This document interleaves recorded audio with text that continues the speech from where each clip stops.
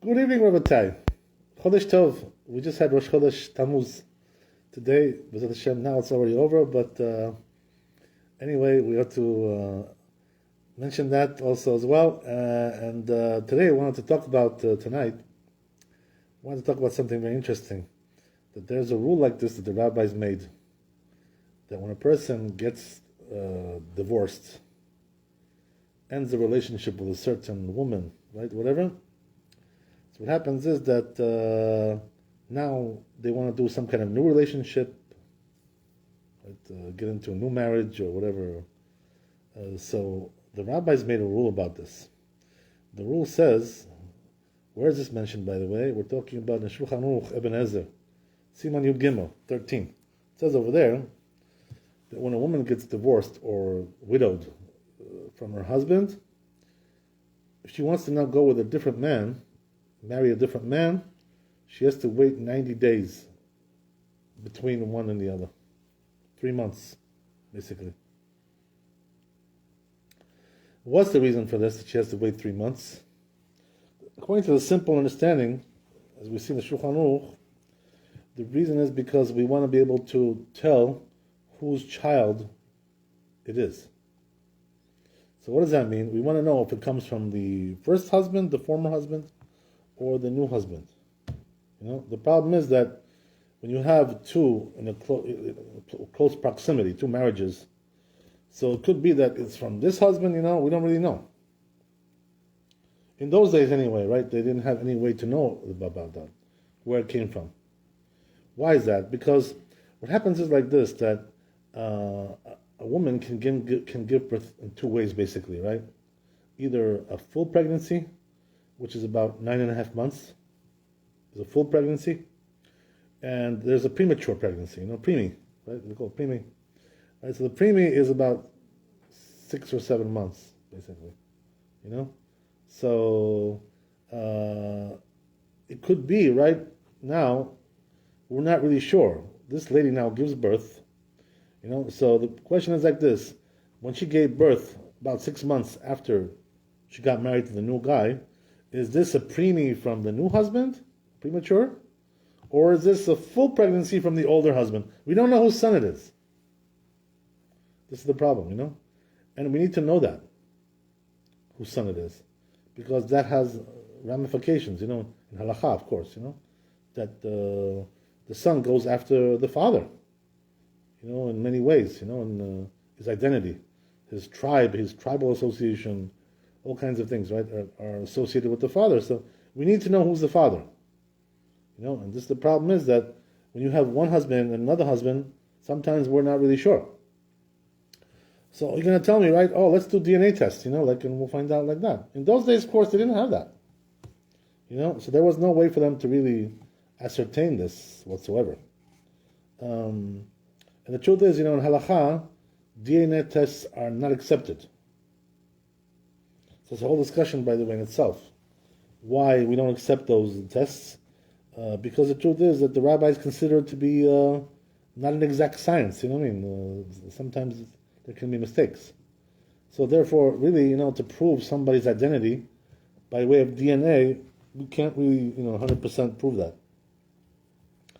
So even though sometimes we use the DNA tests to, as a supporting, role, in other words, to help us more to know which direction we're going in, right? What what the trend is going on there. Sometimes we can do that, to combine the information with other information and make some kind of a conclusion, somewhat of some kind of a thesis about this, whose child it is and so forth and so on. But the bottom line is, like to say, okay, well, yeah, we did DNA tests, and we saw that this is the father. The Torah doesn't accept that. The halakha doesn't accept it. The rabbis have already written about this extensively, the poskim, regarding this issue. So, therefore, they have to wait. She has to wait 90 days. This is the halakha. So, what does that mean? That you have to watch out. Sometimes what happens is that you meet a woman, and she just got divorced or widowed. So you may think, I'll just marry her now. But you got to wait 3 months. You can't. So this is the thing. The rabbis made a decree about that. And also the decree was made in a very inclusive way. So what do I mean to tell you that it's inclusive? First of all, how do we measure the time, right? The 90 days. From when is it measured? That's the question, right? 90 days from what? Okay, so says the Shulchan Aruch, for a divorced woman, we start counting the 90 days from the time of the writing of the get. Once the get was written, the divorce document, once that was written, that's it, right? That's when we start counting the 90 days. Even though it wasn't given yet. That's what he's saying. Okay.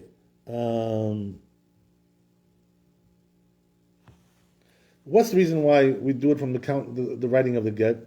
Because we know for sure, right, that he's not allowed to be with her anymore like that. Once the get was written, he's not allowed to be with her, like secluded with her in a house or in a room, They have to be separate already. They have to live separately.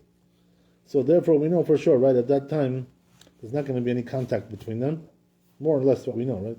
Nothing is for sure, right? Anything can happen. But, the chances are that's not going to happen. So therefore, we say that from that time, we start counting the 90 days.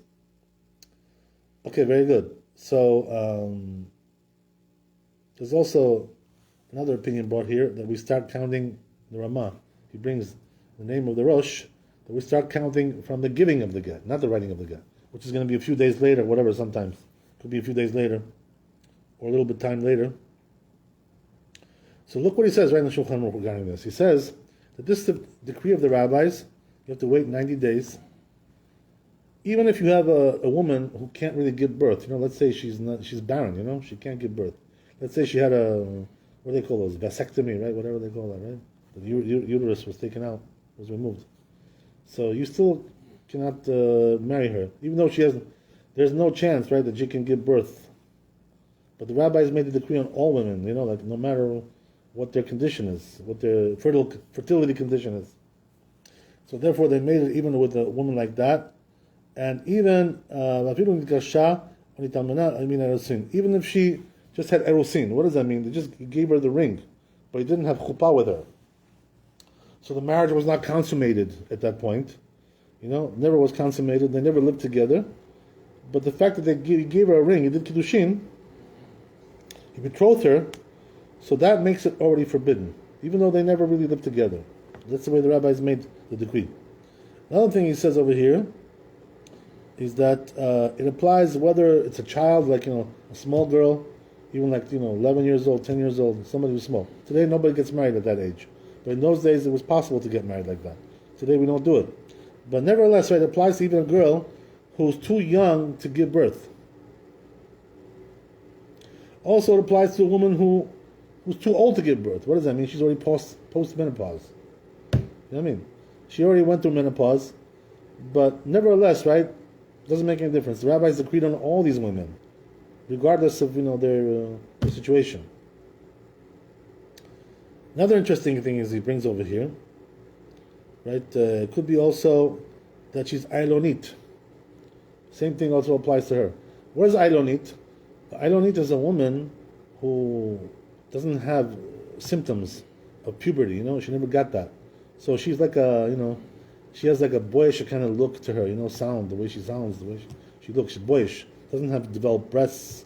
Doesn't have the signs of puberty, signs of femininity. Female signs, even her, that we know for sure, right? She can't give birth. This woman, she's called Ailonit. Nevertheless, she still has part of this decree that she can't have. That she can't. She has to wait also 90 days, regardless of her situation. Even what goes on to say that even if her husband, let's say, right, is out of town, lives somewhere else now. Let's say he went on, to some business trip. He's not even there. Doesn't make any difference, right? So he couldn't have lived with her for sure. For sure, right? There was no contact between them. We know, because he's out of town. He went to a different country, to do some business, whatever. So even that applies as well. Doesn't make any difference, right? We still need 90 days, even if it says if he was sick, or even if he was in jail. So what does that mean? If he's in jail, there's no way that they can have children. They don't have any time to, right? They don't have any opportunity to be together.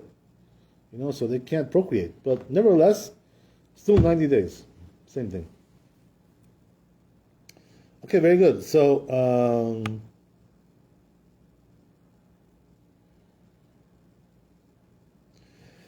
Even if the girl's a virgin, he says also another thing, which is amazing, right? In other words, she never had relations with a man. They never consummated the marriage. She also has to wait 90 days. Goes on to say Shulchan Aruch. There's also another case, which is called Yevama. Yevama means it's levirate marriage. That sometimes what happens is, right, that a woman who's married to a man, he dies. At a young age or whatever, or older age, whatever, it doesn't make any difference what the age is. Usually we're talking about a younger age. He dies, and they had no children, so they never had any children. So there's a mitzvah that the brother, according to the Torah, of that man should marry her, which is called yibum. So even there, we say, right, that even if this guy was a yevama, and the guy died, the yavam, who was supposed to marry her after the brother died, still she has to wait 90 days. Okay, so what does that mean? She has to wait 90 days after he died.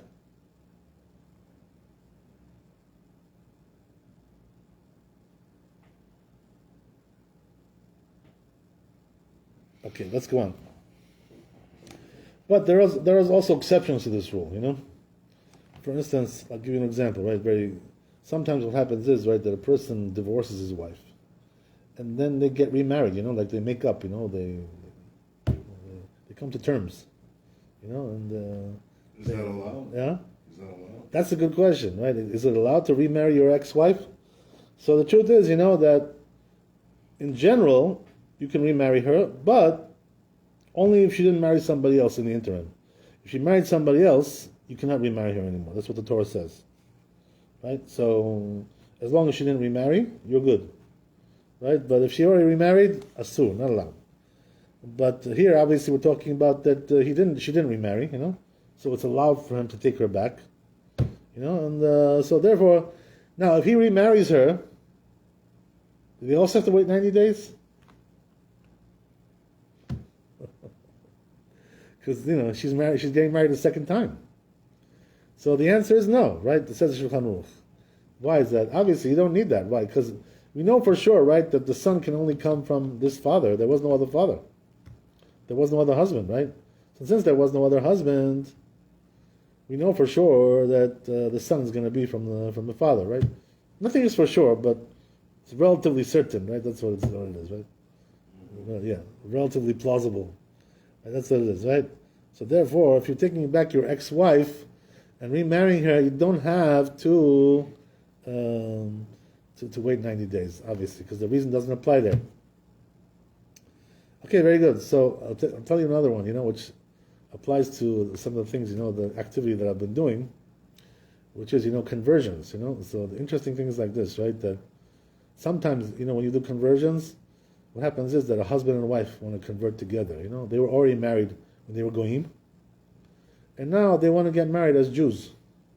They want to convert and then remarry again. So it says the Shulchan Aruch that in that case also that you need to have 3 months here of waiting before they remarry. So what does that mean? 3 months they have to separate, the husband and wife after they do the conversion. Why is that? Because we want to be able to tell whether the child that came from the wife is from the guy before he converted or after his conversion. Because it makes a big difference, right? Which one it is. Mm-hmm. Why is that? Because we need to know, right, if this child is a convert or is he a native-born Jew. That's one of the main issues here, right? So therefore, we need to know what we're talking about here, because there's different rules about this and about that. So therefore, the rule is that in a case like this too, we have to do is when the potential couple comes to convert, we have to tell them like this. Okay, you want to convert to Judaism. You want to get married, right? Both of you. Very nice, beautiful. You want to remarry as Jews? Good. But what you got to do is, you got to wait 3 months. So what does that mean? We'll convert you. And then once the conversion is over, now you'll have to live separately for 3 months to make sure, right, that we know who's the child coming from. The old father or the new father. It's the same guy, but before he was a goy, now he's a Jew. He's a newborn. Mm-hmm. Right? So we need to know if the father was Jewish or not. So therefore, what we do is tell them, separate for 3 months in order that we should, solve this problem. So therefore, what we tell them is, oh, you want to convert, very nice, but 3 months, right? You got to live separately, Rent an apartment, right? And leave your husband now for a while, and then after 3 months, we'll remarry you, right? We'll do chuppah, we'll marry you again as Jews. This is the way it works. So they have to separate for 3 months. By the way, recently I saw a tshuva that wrote Maran, Rabbi, our great rabbi. He wrote a tshuva about this in Yeh B'Yomer regarding a case which is similar to this, which is that, let's say for instance, right, that a Jewish guy was married to a Goya, right, a non-Jewish woman, right? So now they've decided, that they're going to convert her and then remarry again as Jews. The husband is already Jewish. So the question is, do they need now 3 months to wait and separate before they do the new wedding? So here the truth is that Maran Avadia says that it's not necessary to do it if it's a pressing case like this, where we need to to convert this lady, because otherwise he's living with a goya, which is a very bad thing. So therefore, what we do is we say, we waive this whole thing, right? In this case, we waive it. We say it's not necessary to wait 3 months. We'll marry you right away. Why is that? Because the truth is, that here, first of all, it's not so clear that there's a decree over here regarding this case. The rabbis decreed here as well. Why is that? Because they decreed when you have a husband and wife that are both goy, and then now they want to convert and remarry. But here, this husband is a Jew. Mm-hmm. So it's possible that the rabbis didn't decree in this case. So therefore, what we say is, we'll marry you right away. There's also another problem, practical issue. The practical issue is that if we don't allow them to remarry right away, and we tell them to wait 3 months, they may refrain altogether, from converting. What does that mean? The woman may not want to convert because they can't pull it off. It's just too hard for them. So therefore, in order to avoid this, we tell them, we'll waive the 3 months for you. Just do the conversion, get it over with. By the way, there's also here a very interesting side point that has to be addressed, right? Which is that, are we allowed to convert a woman who's already married to a Jew? Mm-hmm. So the truth is, that you probably would think, if it wasn't for this, what I'm going to tell you, mm-hmm. you probably would think that this is forbidden. Mm. Why is it forbidden? Because the Rambam says, right, and regarding the laws of conversion and the laws of forbidden relations, he says over there that really, right, when a convert comes to convert, we're supposed to check if she's converting for the sake of marriage. If that's her main intention, to convert for the sake of marriage, marrying a Jewish boy, we're supposed to reject her. Why is that? Because that we see that she's not really marrying for the sake of Judaism, because she loves Judaism. She's marrying because she just fell in love with some Jewish guy. Yeah, but that may come with the life she's going to have with. It's true, but we're not gonna assume that that's the case, right? We can't assume that. So why deny somebody? Oh, okay. Why deny? So the answer is like this, right? That if she's not coming for the proper reason, to convert, or he, whatever it is, right? Whichever gender it may be. Yeah. The problem is that we're assuming that she's not. It's not going to be a very good Jew. They're not going to be very observant. You know what I mean? It's going to be a fake, phony baloney conversion. Right? That's the whole thing, right? So this is the reason why we say. That's why Trump's daughter got converted. She wanted to marry for sure. So that debunks that marriage. Oh. Good question. I yeah. mean, clearly, Yeah. she converted. Right. I see the point. Whether Yeah. it was a bogus conversion or whatever. Yeah, I see the whatever point. it was, she converted because Absolutely. Absolutely. But let's just explain this a little bit further, right? Go a little bit deeper into it. Delve a little bit deeper. So apparently, according to what I told you now, we shouldn't even be converting somebody like that. Somebody who's converting from marriage. So in this case, then, that they're already married, the goy and the Jew. Why do we convert them? We just said, right, that we do. So then why would we want to do that? But the Rambam says you shouldn't even be doing that. So the truth is, the Rambam has a tshuva, he has a response about this. So there's nothing that Rambam basically interpreted this from the Torah, or he. It's from the Talmud. Everything's from the Talmud, of course. But the Rambam has a tshuva. Not from the other books, not from the 5 books of Moses. Well, the 5 books of Moses, are not so clearly defined. You need the oral Torah to define that. I mean, it's very vague, the 5 books of Moses. So without the Talmud, you don't really have a clear tradition of what it's supposed to be. I'll give you an example, by the way, regarding that, right? Regarding tefillin, that we put on, you put on, I put on. So what does it say? Where does it say in the Torah to put on tefillin? It says, right, that you should place them, between your eyes and place them in your heart. But the Torah doesn't find what to place there. You know what I mean? What are you placing? What does it look like? And where exactly do you place it? On your heart? On your chest? It's a man-made ritual. I didn't say that, but what I'm saying is like this, right? That if it was just from the Torah, from the 5 books of Moses, you wouldn't know what tefillin is. So the only way we know that is from the oral Torah, from the Talmud. Yeah. Understand? So if it wasn't for the oral Torah, we wouldn't know anything about Judaism. It's a closed book. It's undefined. Understand? The only way we have a clear tradition about what to do and how to do is from the Talmud. So the people who try to separate between this Torah and that Torah, they're heretics. Because you can't have one without the other. That's a different issue, right? We talked about that in the past, by the way. Yeah. We dealt with that. Yeah. But so there's no way to have just the written Torah without the oral Torah. It doesn't exist.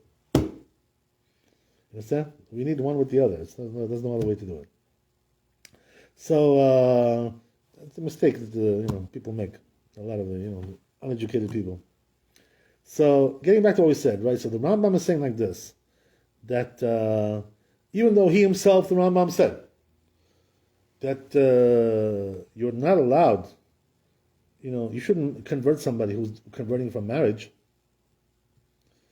But here, the Rambam says in a response, something a little bit different. What he says is that if they already were married for a while, right, the Jew and the Goy, for a while, and the only way, now they want to do teshuvah, they want to become religious, and convert her, right, the non-Jewish woman, whatever it is, right, or the man, it doesn't make any difference. They want to convert. So, they want to come clean, and do things the right way. They're going to be religious Jews, right? They're going to take on religious observance, right? Like the way it's supposed to be. Not like, just the 5 books of Moses. That doesn't work, right? So, here's the thing. So says the Rambam, in a case like that, they've already been living together for a long time. So what does that mean? There's no chance they're going to separate. They already have a strong bond. So says the Rambam, in a case like that, it's better to convert the lady, or the man, whatever it may be, right? What's the reason? Why? Because better that he should be eating from a kosher dish than a non-kosher dish. You know what I mean? In other words, we have no choice over here. This is we're at the end of the road, basically, right? So the only way to save this guy is to convert his wife. Otherwise, he's going to be living with a goya all his life. He's going to lose everything. He loses the world to come. He's going to lose everything. He's going to lose his neshama. He's going to lose his soul. So in a case like that, the Rambam himself says, right, that we do convert them in a case like that. As long as they're coming clean, they want to be religious. They want to be observant. We have to ascertain that. So anyway, right, the point is like this, that bottom line, as we said, right, that in a case like that, the rabbi, writes that we can waive that. Yeah. Because of the extenuating circumstances Sure. that we're in. So what do? We waive that 3-month rule, We tell them, you know what? Just convert. We'll marry you the next day, after the mikveh. Go to the mikveh, next day we'll do the chuppah, right? We'll let you. You understand? So in a case like that, they don't have to wait 3 months. That's what the Rabbi Paskins in Yeb Yomer. He brings over there many opinions about that, full discussion. Okay, whatever it is. But the truth is, when it comes to two converts that were married, we must make them wait 3 months. It's a little bit different there because the rabbis decreed. What can we do? So they have to separate for 3 months. This is the rule. By the way, some of them, many of these converts, they refrain from converting because of this rule, because it's hard for them, to separate for 3 months. So the truth is, that some heavy soul searching has to be done regarding this halakha. What to do. The rabbis has to use his judgment, how to deal with this issue. Whatever, So anyway, right, let's go on.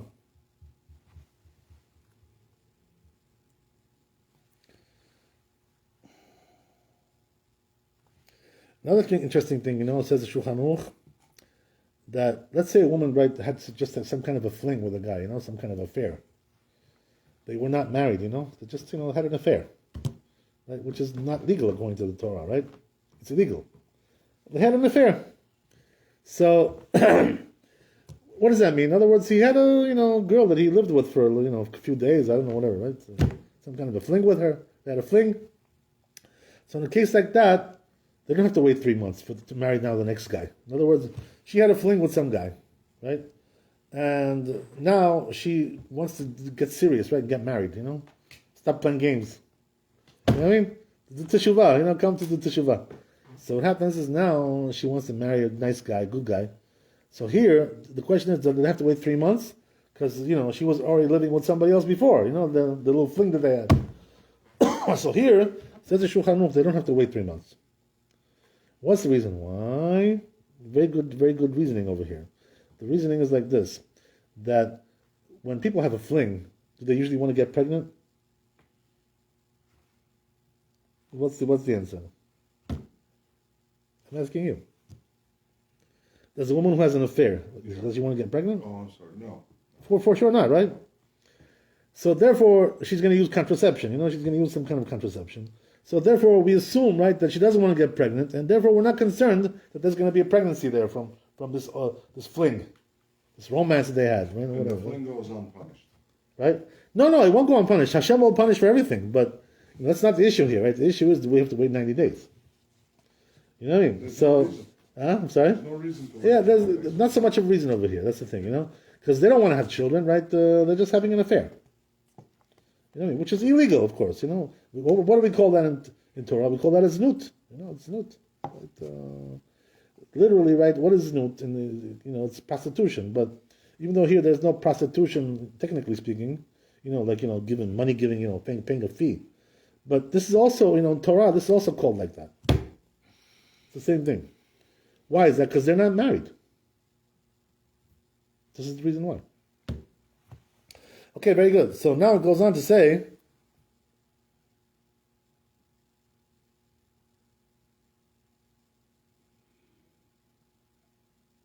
same thing also applies to a woman who was raped, right, by somebody. Somebody came and raped her. So are we concerned that there's going to be some pregnancy there? No, because, it was like a one-time thing, and she doesn't want to get pregnant, so she probably, have found a way to solve that problem. You know what I mean? So we're not really concerned that you got pregnant. So therefore, if a woman got raped, she doesn't have to wait 90 days to get remarried to somebody else. You know what I mean? Same thing over there. Okay. Same thing also to a woman who got kidnapped. Let's say they kidnapped her, right? Like they used to do in Georgia. Those chicks they used to do over there, right? So the question is, are we concerned, maybe she's pregnant from the guy who kidnapped her? The answer is no. Why is that? There also, she doesn't want to get pregnant. You know what I mean? In other words, the pregnancy is not the goal over there. The goal is to just have a little, have a little interlude there, whatever it is, right? Shem Yachem, right? So this is the reason why they don't have to wait 90 days in cases like this.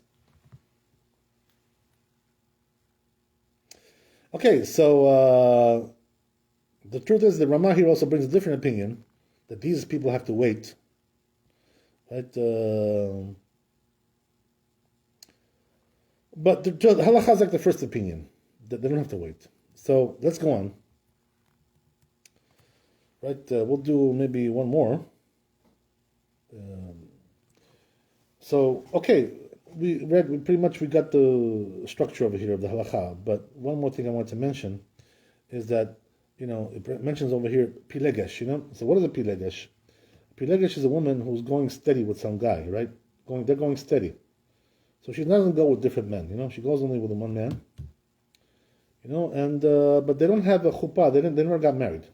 So the question is like this, right? If they had an arrangement like this, they were going steady.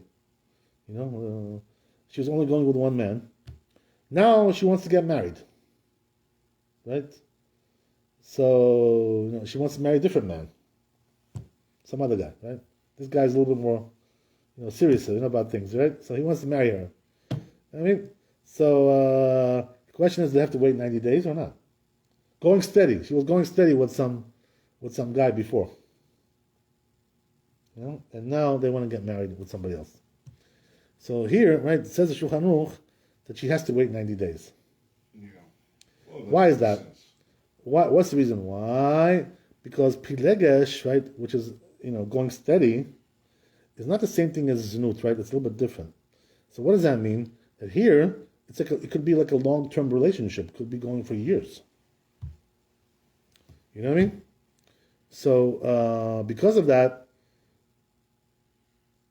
it's not just like a little fling there. It's like something more permanent. So it resembles more like a marriage. That's what they say, right? The Be'er Tev over here explains the Shulchan Aruch that he says that here it's like more like a marriage because they're going steady. So that's why they have to wait, because there is a chance that she got pregnant from that.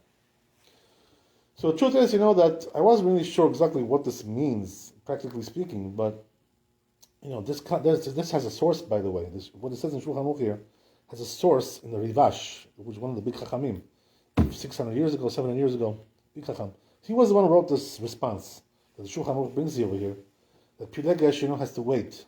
We call that concubine, by the way, in English, right? Pilegesh. Concubine. Well, that means they're going steady, basically, right? So, now, here's the thing, right? So, I looked over there in the Rivash, the source of this halakha. I was just interested to see what his reasoning was. Whatever. So, what he writes over there? He says that this Pilegesh that he was referring to, concubine, whatever, we're talking here about somebody, she wanted to get pregnant from this guy. In other words, they were going steady, but she wanted to have children with him. And this is the reason why he says that in a case like this, they have to wait 90 days. Because now if she wants to get married, it could be that since she wanted to have children with with her former guy, right? This guy, they're going steady. So therefore it's possible that she's pregnant, So we have to be able to discern from one to the other. So therefore, it says here, the Rivash, who's the source of this halakha, he writes that in a case like that, they have to wait 3 months. You understand? Yeah. Because she wanted to get pregnant. Yeah.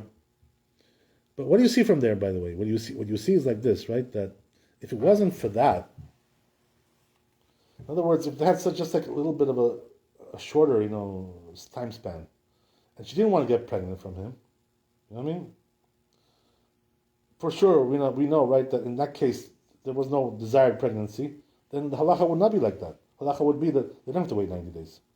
Also, another thing, which is that here, the Shulchan Aruch says in Sif Aleph, right, in the first halacha here, what it says is that the prohibition over here, when does it come in? When does it kick in? In other words, if you didn't wait 90 days, right, and you went ahead and you married somebody else, when does the prohibition kick in?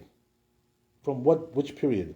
The prohibition kicks in when you get betrothed, when you give the ring, right? Or you do the chuppah, right? Even more. So that's when the prohibition kicks in. So what does that mean? But this over here, right? Pilegesh, what we said, right? There's no ring, there's no chuppah, there's no kiddushin. So therefore, the truth is, that if she went from one Pilegesh to another, with two different men, So there, this prohibition will not apply to 90 days. Why is that? Because it only kicks in when you have kiddushin, when you have betrothal, you give the ring. So therefore, right, this halacha needs to be explained. It's not always exactly what it looks like here. So what does that mean? That according to what we said, in this case of the pilegesh, they have to wait. They don't have to really. They have to wait 90 days because she wanted to get pregnant from that relationship. But if that's not the case, then they wouldn't have to wait 90 days because the rabbis didn't decree on this.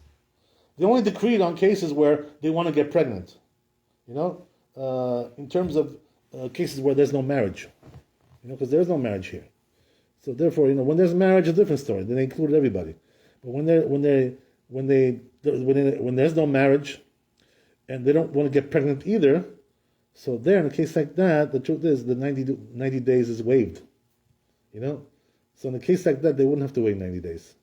This is the thing, So the truth is, right, bottom line, when do you really have to wait 90 days? When you're getting married to the next guy, right? In other words, there's a ring over there, you're giving kiddushin, chuppah, right, everything. You're doing the marriage. So that's when it kicks in, the prohibition. But if they didn't do that, the prohibition never kicks in, So therefore, you have to know, right, what you're talking about.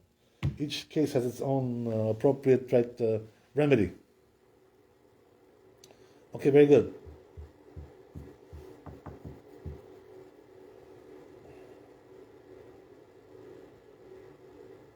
So look what he says in Shulchan Aruch, right?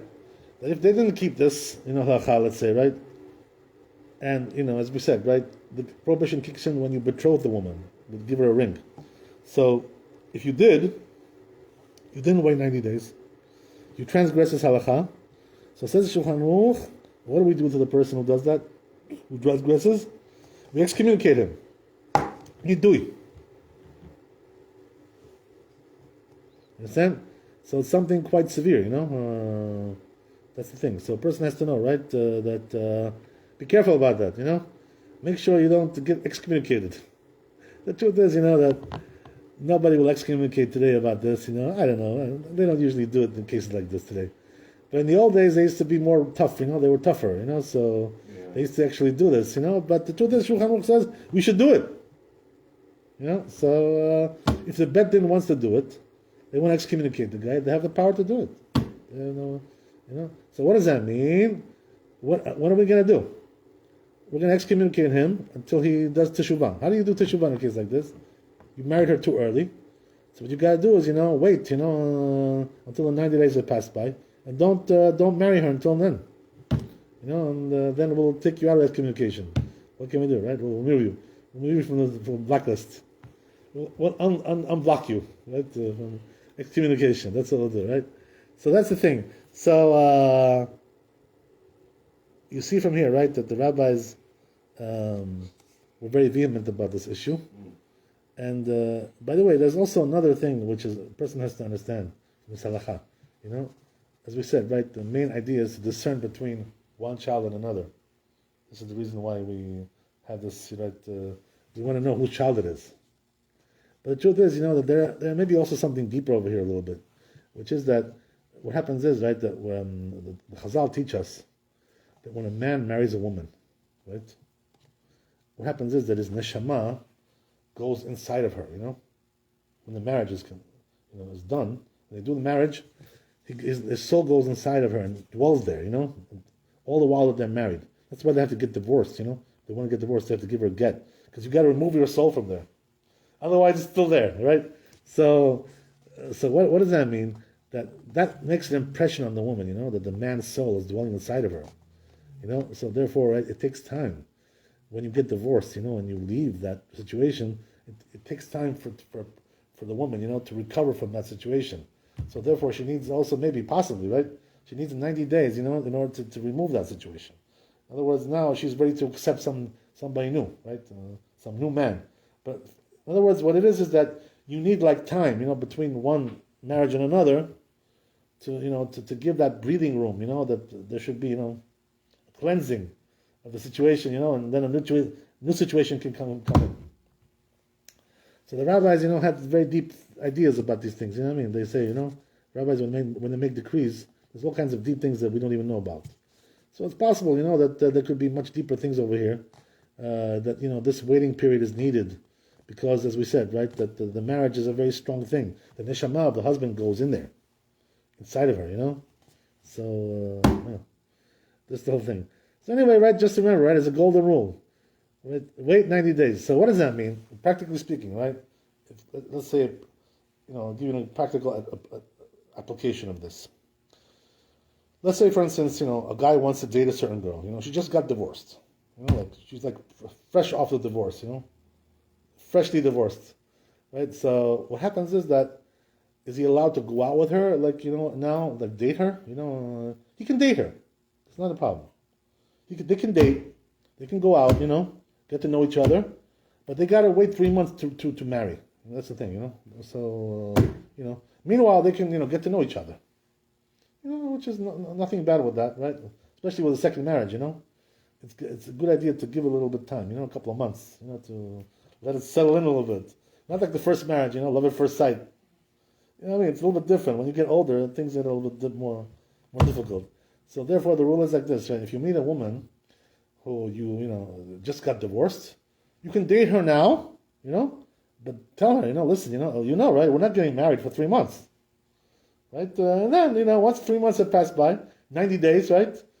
You're out of jail, right? Then you're out of internet jail, and we can get married, right? Facebook jail, whatever they call that, right? I'm joking, but that's the way it is, right? So this is the way it works. So they're allowed to date, but to get married, they have to wait 3 months. Otherwise, he's excommunicated.